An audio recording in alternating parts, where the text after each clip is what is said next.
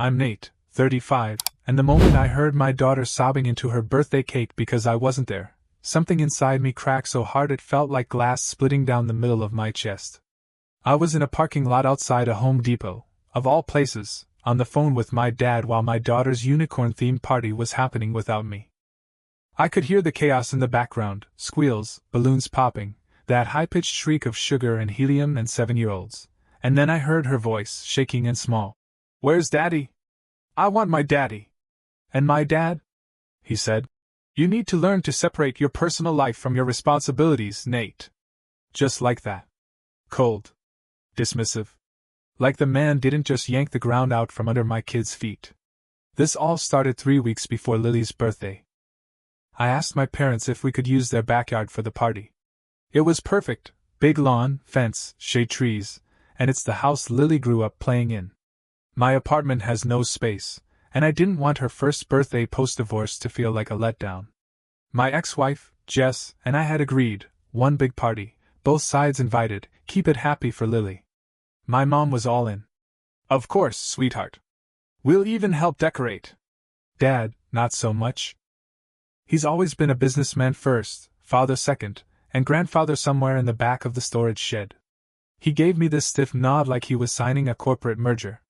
"If it doesn't interfere with my golf schedule." "Cool." Noted. The week of the party, I called them to confirm. Mom sounded excited, listing off cake flavors and streamers. "Dad?" Dad got on the line and said, "Actually, Nate, I've decided to host a client dinner that day." I laughed, genuinely, thinking it was a joke. He didn't laugh back. "I need you to be flexible," he said. "We can't revolve our lives around a child's party." "A child?" "His granddaughter. Lily." I said. "Dad, people are flying in. We've got RSVPs. She's been planning this for months." He didn't budge. "You're 35. Grow up. Find another venue." And that's how I ended up scrambling to move everything to a local park that had no shade, no power outlets, and nowhere to hang the hand-painted birthday banner Lily made herself. Jess handled most of the replanning like a champ. She's the better half when it comes to crisis management. I was in charge of getting the cake and decorations. That morning I texted my dad one last time. "Please, don't do this. She's your granddaughter." He didn't reply. I was about to head to the park when my car wouldn't start. Dead battery. I called him, not because I wanted to, but because I was desperate, and he lived 10 minutes away. He picked up. "What? My car's dead. Can you come help? Please. It's Lily's birthday." Silence. Then, "I have a meeting. Call a tow truck." Click. And that's how I missed the first hour of my daughter's party. By the time I got there in a rideshare with the melting cake on my lap, she was already crying. She ran up to me, face streaked with tears and frosting, and said, "I thought you forgot." I dropped to my knees right there, holding the cake in one hand and her in the other. "I would never forget," I whispered. "Never." Behind me, Jess gave me that look, the one that says I know you're trying, but it's not enough anymore. And maybe she was right. Maybe I should have stopped expecting anything from my father years ago. But standing there, with Lily clinging to me and the sun turning her unicorn hat into a crown, I knew something was about to change. I just didn't know how much. That night, after the streamers had sagged and the balloons started popping from the heat, I sat on the couch in my apartment, still wearing the #OneDad sash Lily had insisted I put on halfway through the party. She was asleep in her room, clutching the glittery unicorn Jess got her, the one I'd planned to surprise her with, but it got stuck in the trunk of my dead car. She never even noticed. Because she just wanted me there. Not gifts. Not grand gestures. Me. And I wasn't. I stared at my phone. Still nothing from my dad. No call. No apology. Not even a, "How'd it go?" This wasn't new. What was new was me not shrinking around it. See, my dad's always been the guy who thinks emotional intelligence is weakness. That fatherhood is about providing, which in his case meant stock portfolios and luxury SUVs with 3-zone climate control. Growing up, he never came to a single school play. "Can't make it, sport. Big presentation." I won the state spelling bee in 8th grade and he said, "Not bad." But it's not like it'll help you get into Harvard. You learn to swallow those moments. To build a dam inside yourself, brick by bit of brick, until one day you realize the whole thing's leaking. Jess used to say, "You're not your dad, Nate. You're better." And I believed her. Until we split. Because the one thing I never learned to do, because he never showed me, was stay. Stay in hard conversations. Stay in conflict without walking out or shutting down. Stay when someone says, "I'm hurting," and not immediately try to fix it with money or silence. But Lily was different. She was the one person who made me want to break that cycle. So the next morning, I did something reckless and long overdue. I drove to my parents' house. Without warning. Without a plan. Mom opened the door in her robe, mascara smudged like she'd been crying. "Nathan, what are you doing here?" "I need to talk to Dad." Her mouth pressed into a tight line. "He's not home. He left early for a golf weekend. Said he needed a break." A break. After nuking his granddaughter's birthday, the man needed a break. I stepped inside anyway. The house looked the same as it always had, pristine, sterile, like a catalog page. My baby pictures still hung on the wall, but they looked like artifacts now. A history no one ever really wanted to understand. "Mom," I said, "why do you let him do this? Over and over?" She blinked like I'd slapped her. "Do what?" "Cut me out. Humiliate me. Hurt Lily. And you just smooth it over with polite smiles and he's under pressure excuses."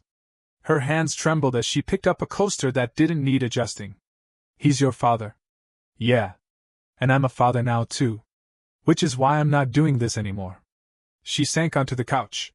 "You think I haven't tried to fight him?" "I have, Nathan. For years. But it always ends the same. He calls me ungrateful. Tells me I'm making things worse. And then I have to fix it. Because someone has to." I sat across from her, quiet, my anger curdling into something sadder. "That's not fixing it, Mom. That's surviving it." She nodded slowly, her shoulders sagging like a deflated balloon. "He said Lily was spoiled." She whispered. "Said you were raising her too soft. She's 7. I know." The silence between us felt like a wound we were both staring at for the first time. Then she said something I'll never forget. "I see her becoming who you should have been allowed to be." And I knew what I had to do next. I stood up. Kissed her on the head. "I'm done waiting for him to change," I said. "But I'm not done protecting Lily from becoming another casualty of his disappointment." I walked out without waiting for permission. My dad wanted distance? Good. Because he was about to get it. 3 days later, the call came during school pickup. Lily's teacher, Ms. Ramirez, saint of the 2nd grade, called me to say Lily had cried during recess. Not for a scraped knee, not for a fight with a friend. She cried because someone else's grandpa came to eat lunch with them during family day, and hers didn't show. Not only did my dad skip it, he hadn't even RSVP'd. When I asked Lily why she didn't tell me about family day, she shrugged and said, "Grandpa promised he'd be there." I wanted it to be a surprise. That was it. That was the moment. The switch inside me that had been flickering for 35 years finally slammed into the OFF position. I pulled over into a grocery store parking lot, and just sat there. Lily was in the back seat humming softly, drawing something on the back of a receipt. I looked at her in the mirror, this small person I would walk into fire for, and I thought, he's not going to do this to her. He's not going to make her feel invisible like he did to me. I called him. Straight to voicemail. I didn't leave a message. I drove straight to his office. Same office he's had since I was 12. Same mahogany desk, same bookshelf filled with unread leadership books and baseball memorabilia he never cared about. A perfect museum of ego. His assistant gave me a tight smile. "He's in a meeting. I'll wait." She tried to stop me. I didn't let her. I opened his office door, and there he was, mid-conversation with some finance guy in a suit that cost more than my rent. "Nathan," he said, eyes narrowing like I was the interruption, not the damage. "We need to talk," I said. "Can it wait? We're discussing quarterly." "No." He blinked. So did the finance guy, who looked like he wanted to disappear into the carpet. My dad held up a hand. "Step outside." I didn't. Lily cried at school today. Again. Because you broke a promise. His face twitched. We've been over this. No, I said. You talked. I listened. I nodded. Then you did it again. And again. And I let you. He stood slowly, smoothing his tie like he was about to negotiate a merger. You're being dramatic. She was looking for you, Dad. She wore that silly purple dress with the stars on it because she said you'd like it. And she sat alone while other kids laughed with their families. But hey, you were busy. Quarterly margins, right? His jaw clenched. This isn't the place. No, it's exactly the place. Because I finally realized something. You don't forget Lily. You just don't care enough to remember. The finance guy started to edge toward the door. Smart man. My dad moved toward me. You're acting like a child. No, I said, stepping in close. I'm acting like a father. One who's done trying to please his. His eyes narrowed. You think walking in here and throwing a tantrum makes you righteous? No. But it makes me done. I dropped a folder onto his desk. Inside, a letter. A legal one. I had already spoken to Jess. Already met with a family lawyer. Already started the process to put into writing what had always been an unspoken expectation, that my dad would never be left alone with Lily again. No unsupervised visits. No promises to break. You're cutting me off? He said, voice suddenly smaller than I'd ever heard. I'm setting a boundary, I said. Call it whatever makes you feel like less of a villain. He picked up the letter like it was radioactive. You'll regret this. I leaned in real quiet. I regret every birthday I spent waiting for you to show up. I regret every A+ I shoved in your face just hoping you'd say more than not bad. I regret believing you'd be different for her. He sat down slowly. And for the first time in my life, my father looked old. Not powerful. Not composed. Just tired. Alone. I turned to leave, but not before saying one more thing. If you ever want to be a part of her life again, you'll have to earn it. And you're decades behind. I walked out. And for the first time in 35 years, I didn't feel like his son. I felt like Lily's dad. And that was enough. The fallout came fast. It started with a voicemail that night from my mom. Calm voice, rehearsed tone. Your father is hurt, Nathan. He feels blindsided. Can we please talk about this before you escalate? Escalate. Like protecting my daughter from another decade of broken promises was a hostile corporate takeover. Then came the group chat ambush. My older brother, Mike, who lives 6 states away and sees Dad maybe twice a year, chimed in with, "Come on, man. He's old school. You know he means well." I replied, "Old school doesn't mean emotionally bankrupt, Mike." He didn't respond. 2 days later, a certified letter showed up at my door. I opened it thinking it might be something dramatic, maybe even a counter-motion, a threat, but no. Just a typed note on letterhead with my dad's full name at the top like he was a monarch. Nathan, I'm disappointed in how you chose to handle this. Family is not something you walk away from when it's inconvenient. I've supported you your entire life. You may not like how I show up, but I've always shown up in the way I can. You are being emotional, and that's clouding your judgment. I suggest you rethink this course of action, for Lily's sake. For Lily's sake. That line just about sent me into orbit. So I did what I should have done years ago. I wrote him back. Not a letter. A list. Titled, All the Ways You Did Not Show Up. My 5th grade piano recital, no show. Said you had? Late calls. My high school graduation, you came late, left early. The day Jess and I told you we were pregnant, you asked if we were keeping it. Lily's first Christmas, you sent a check. Signed by your assistant. Every single birthday since she could talk, you forgot. Or rescheduled. Or blamed traffic. Then at the bottom, in bold, you say you've always shown up. In the way you can. But the way you can isn't good enough for Lily. You had decades to learn better. She won't have to. I didn't send it. I just kept it. Because it wasn't for him anymore. It was for me. The next weekend, Jess and I sat down at a cafe to talk. We've had a rocky post-divorce co-parenting journey, but something about this moment felt aligned. She sipped her coffee and looked at me like she was seeing a version of me she hadn't quite believed in yet. "You're really cutting him out," she said. "I'm not cutting. I'm pruning," she smirked. "That's the most dad thing I've ever heard." I smiled. She deserves better than a grandparent who thinks she's a checkbox. Jess nodded slowly. "You know, I used to worry she'd pick up on your insecurities. That maybe your dad's crap would trickle down into how you showed up for her. And now?" I asked. "Now I think she's going to grow up knowing her dad shows up. No matter what." That hit me harder than I expected. Jess may not have loved me enough to stay, but she trusted me enough with the one person we both loved more than anything. And that mattered.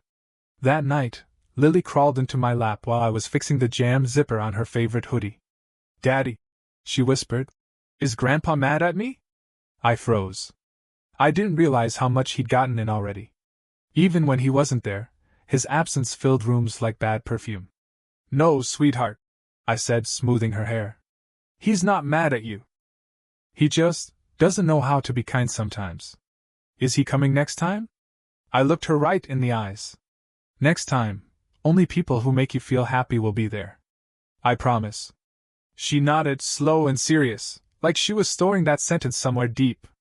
"Okay," she said. "Then I want Aunt Tessa and Bluey and the guy from the petting zoo who juggled the bunnies." "Deal." She kissed my cheek and skipped off to bed. That was the moment I realized I wasn't trying to change my dad anymore. I was replacing him. 2 weeks later, Lily stood in the middle of our tiny living room, holding a crumpled invitation in her hand like it was radioactive. "Grandpa invited me to brunch," she said. "At his club. He said I could bring one grown-up." I blinked. My stomach flipped. "What do you want to do?" I asked carefully. She shrugged. "Is there a petting zoo at the club?" "Nope. Just omelets and people who clap for each other when they buy new watches." She giggled, but her face stayed uncertain. "He said he wants to start over?" Start over. That phrase again. My dad had been using it like it was a coupon code for redemption. He'd sent one to me, too, a short email with the subject line "Bridge." And the message, "Let's build one. You bring the tools. I'll bring the land." I didn't respond. Instead, I watched my daughter now, sitting cross-legged on the floor, folding the invite into a paper airplane, like she was trying to turn guilt into something that could fly away. I knelt down in front of her. "Sweetie," I said, "you don't owe anyone your time just because they share your last name." "But he's Grandpa," she said. "Aren't grandpas supposed to come to parties and say wow when you draw a giraffe with sparkly hair?" "Yes," I said.